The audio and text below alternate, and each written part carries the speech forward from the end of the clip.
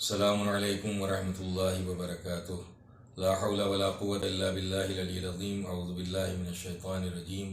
بسم اللہ الرحمن الرحیم۔ الحمد للہ رب العالمین، والصلاة والسلام علی خیر خلقہ محمد وآلہ الطیبین الطاہرین، ولعنۃ اللہ علی اعدائہم اجمعین۔ ناظرین کرام، سب سے پہلے میں آپ حضرات کی خدمت میں مبارکباد پیش کرتا ہوں کہ آپ عمرہ مفردہ یہ اعمال انجام دینے کے لیے انشاءاللہ بہت جلد مکے کی سرزمین پر پہنچنے والے ہیں اور خانہ کعبہ کی زیارت کرنے والے ہیں۔ عمرہ مفردہ میں جو سب سے پہلا عمل ہے وہ ہے میقات سے احرام باندھنا۔ چونکہ آپ سب سے پہلے مکہ جائیں گے تو مکہ جانے سے پہلے آپ کو جدہ سے جوفہ جانا پڑے گا۔ جوفہ ہی میقات ہے، وہیں سے احرام باندھنا ہے آپ کو۔ جب جوفہ پہنچ جائیں گے تو سب سے پہلا کام ہے غسل کرنا۔ غسل اگرچہ واجب نہیں ہے، مستحب ہے، لیکن بہرحال چونکہ فیسلٹیز ہے اور وہاں حکم بھی ہے، لہذا کرنا چاہیے، غسل کرنا چاہیے۔ اگر بدن پر پہلے سے چکنائی، میل کچیل، گندگی، نجاست ہے تو اس کو پہلے دور کر لیں گے صابن وغیرہ سے، اور یہ بھی خیال رہے کہ جب آپ صابن جو یوز کریں گے وہ بغیر خوشبو والا ہو۔ بغیر خوشبو والا صابن آپ کو غسل کرتے وقت یوز کرنا پڑے گا۔ صابن سے گندگی وغیرہ دور کر لیجئے، پھر اپنے بدن کو پاک کر لیجئے، پھر نیت ہوگی کہ غسل کرتا ہوں عمرہ مفردہ کا احرام باندھنے کے لیے قربتاً الی اللہ۔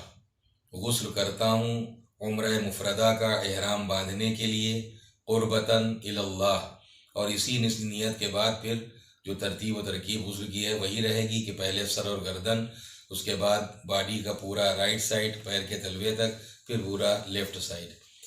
یہ غسل ہو جانے کے بعد پھر آپ لباس احرام، یعنی جو کپڑے ہیں، عورتوں کے لیے کوئی الگ سے کپڑے نہیں ہیں، بس یہ ہے کہ کپڑے پاک ہوں اور سفید رنگ کے ہوں تو زیادہ بہتر ہے، لہذا عورتیں بھی غسل کریں گی اسی نیت کے ساتھ۔ اور پھر غسل کرنے کے بعد وہ جن کپڑوں میں احرام باندھنا ہے ان کو وہ کپڑے پہن لیں گی، لیکن جو مرد ہیں انہیں ایک باندھنا ہے کپڑا اور ایک اوڑھنا ہے، اور اسی کے ساتھ لنگوٹ ہے، انڈر ویئر ہے، بنیائن ہے، یعنی کوئی بھی سلا ہوا کپڑا آپ کو نہیں پہننا ہے۔ تو یہ تو غسل کے بعد کی چیز ہو گئی کہ آپ کو لباس احرام پہن لینا ہے، ایک لنگی باندھنا ہے، اور اس میں گانٹھ وغیرہ نہیں لگانا ہے، وہ انشاءاللہ عاشق بھائی بہرحال آپ کو بتائیں گے کہ کس طرح سے باندھنا ہے اور کس طرح سے اوپر والا کپڑا اوڑھنا ہے۔ یہ لباس یا کپڑے پہننے کے بعد پھر آپ مسجد میں جائیں گے۔ امید یہی ہے کہ مغرب اور عشاء کی نماز آپ وہیں پڑھیں گے، لہذا مغرب کی نماز آپ پڑھیں گے 3 رکعت، عشاء کی نماز وہاں قصر ہوگی۔ جوفہ میں آپ کی عشاء کی نماز قصر ہوگی، یعنی 4 رکعت کے بجائے آپ کو پھر 2 رکعت پڑھنا ہے۔ یہ نماز بھی کافی ہے، یعنی اب کوئی ضروری نہیں ہے کہ آپ احرام باندھنے سے پہلے الگ سے کوئی نماز پڑھیں، لیکن بہرحال اگر آپ نماز پڑھنا چاہتے ہیں اور ٹائم ہے تو پڑھ لیجئے۔ 2 رکعت نماز بھی بنیت قربت کہ 2 رکعت نماز پڑھتا ہوں احرام باندھنے کے لیے، عمرہ مفردہ کا احرام باندھنے کے لیے قربتاً الی اللہ، یا 2 رکعت کر کے 6 رکعت۔ بہرحال وہ کچھ واجب نہیں ہے، اگر آپ مغرب اور عشاء کی نماز پڑھ لی ہے تو یہ نماز بھی آپ کے لیے کافی ہے۔ اگر آپ کے پاس ٹائم ہے، وقت ہے، آپ پڑھنا چاہتے ہیں تو 2 رکعت نماز اور پڑھ سکتے ہیں، اور یا 2 رکعت کر کے 6 رکعت پڑھ لیں۔ اب یہ نماز ختم کرنے کے بعد پھر آپ نیت کریں گے کہ احرام باندھتا ہوں عمرہ مفردہ کا قربتاً الی اللہ۔ احرام باندھتا ہوں عمرہ مفردہ کا قربتاً الی اللہ، اور اسی نیت کے ساتھ فوراً ہی تلبیہ کے الفاظ کا صحیح طور پر زبان سے ادا کرنا ضروری ہے، سننا کافی نہیں ہے۔ آپ اگر کتاب سے دیکھ کر صحیح پڑھ سکتے ہیں تو کتاب کھول کر دیکھ کر پڑھیے۔ غلط اگر آپ پڑھیں گے تو آپ کا تلبیہ صحیح نہیں ہوگا، تلبیہ صحیح نہیں ہوگا تو احرام صحیح نہیں ہوگا، جب احرام صحیح نہیں ہوگا تو آپ کے جو دوسرے اعمال ہیں وہ بھی صحیح نہیں ہوں گے۔ لہذا تلبیہ کے الفاظ کا اگر آپ خود پڑھنا نہیں جانتے ہیں یا نہیں صحیح پڑھ سکتے ہیں تو جو بھی آدمی صحیح پڑھتا ہے یا پڑھ لیتا ہے وہ اگر آپ کو پڑھا دے تب بھی کافی ہے، لیکن بہرحال آپ کو تلبیہ کے الفاظ کو زبان سے ادا کرنا ضروری ہے، سننا کافی نہیں ہے۔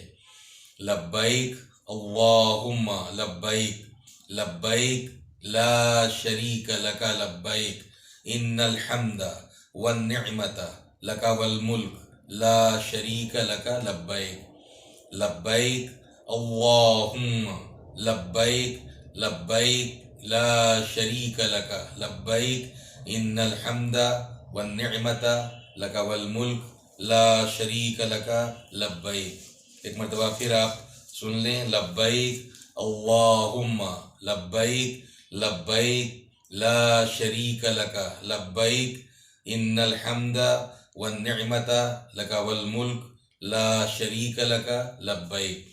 अब जब आपने तलबिया पढ़ लिया तो आप मोहरिम हो गए।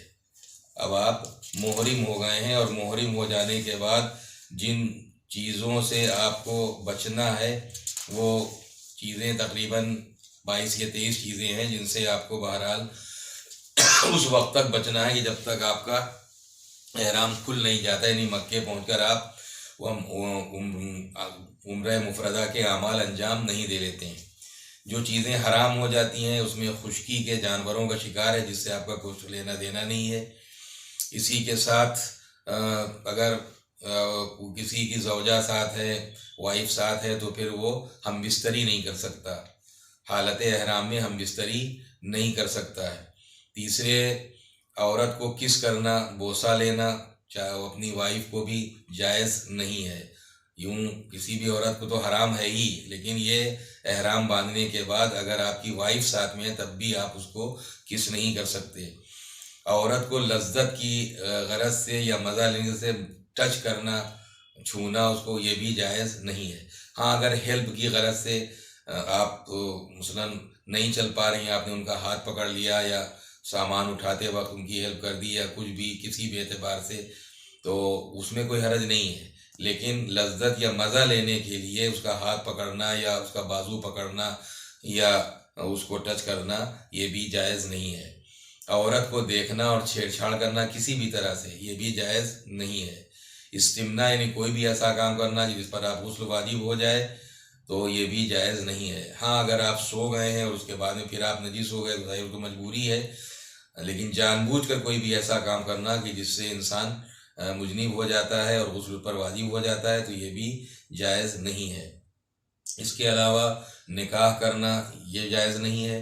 किसी भी तरह की खुशबू का इस्तेमाल करना, ना आप खुशबू सूंघ सकते हैं ना खुशबू लगा सकते हैं, लिहाजा हर तरह की खुशबू से आपको बचना है। फ्रूट्स में जो खुशबू होती है उनकी नेचुरल खुशबू है, तो फ्रूट्स खाने में कोई हर्ज नहीं है, उसको आप सूंघिए नहीं, बाकी सारे फ्रूट्स आप इस्तेमाल कर सकते हैं, खा सकते हैं।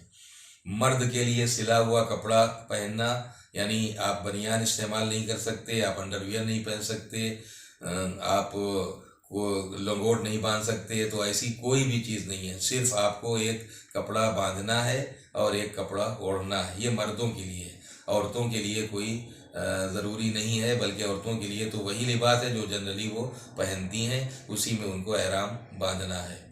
तो ये चीज़ें हैं। इसके बाद फिर आईना देखना, कि आप मिरर भी देख नहीं सकते कि आपने मसलन एहराम बांधा और अब तलबिया भी पढ़ लिया और नियत करके तलबिया भी पढ़ चुके हैं, फिर आप चाहें कि ज़रा सा देखें कैसे लग रहे हैं, तो ये जायज़ नहीं है। तो आईना भी आप देख नहीं सकते। इसी तरीके से मर्दों के लिए बंद जूते या मोज़े पहनना ये भी जायज़ नहीं है, बल्कि बेहतर ये है कि आप 2 पट्टे वाले जो चप्पल होते हैं वो आप यूज़ करें एहराम के वक्त, जब आप मोहरिम हो चुके हों उस वक्त। औरतों के लिए ऐसी कोई शर्त नहीं है, वो मोज़े भी यूज़ कर सकती हैं और शूज़ भी यूज़ कर सकती हैं। ये हुक्म सिर्फ मर्दों के लिए है कि वो शूज़ और मोज़े इस्तेमाल नहीं कर सकते। इसी तरीके से फुसूक यानी झूठ बोलना, गालम गलौज करना, लड़ना झगड़ना, वैसे भी ये सारी चीज़ें आम तौर पर भी बुरी हैं।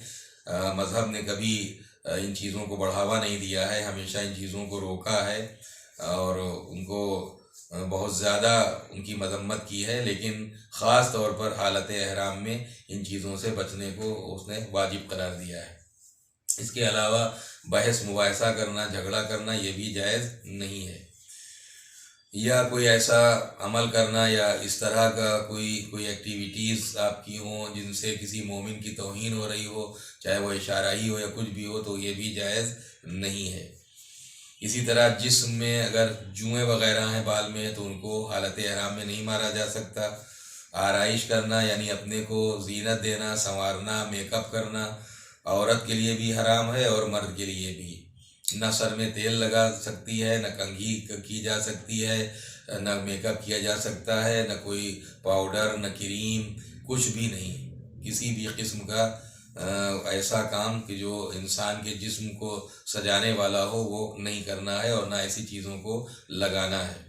بدن پر تیل ملنا، کسی بھی طرح کی تیل کی مالش نہیں کی جا سکتی۔ اگر خدا نخواستہ کسی کے کوئی درد ہے اور وہ کوئی ٹیوب وغیرہ استعمال کرتا ہے تو اس میں کوئی حرج نہیں ہے دوا کے طور پر، لیکن عام حالات میں، حالت احرام میں تیل وغیرہ کی مالش نہیں کی جا سکتی اور نہ سر میں تیل لگایا جا سکتا ہے۔ بدن کے بال صاف کرنا، کہیں کے بھی سر سے پیر تک کہیں بھی کسی بھی حصے کے انسان حالت احرام میں آنے کے بعد بالوں کو صاف نہیں کر سکتا ہے۔ ہاں مستحب ہے کہ ظاہر ہے کہ غسل سے پہلے ان جگہوں کو صاف کر لے، مثلا بغل کے بال ہیں یا زیر ناف کے بال ہیں تو ان کو صاف کرنے کا حکم بھی ہے، لیکن وہ بھی مطلب واجبات میں سے نہیں ہیں۔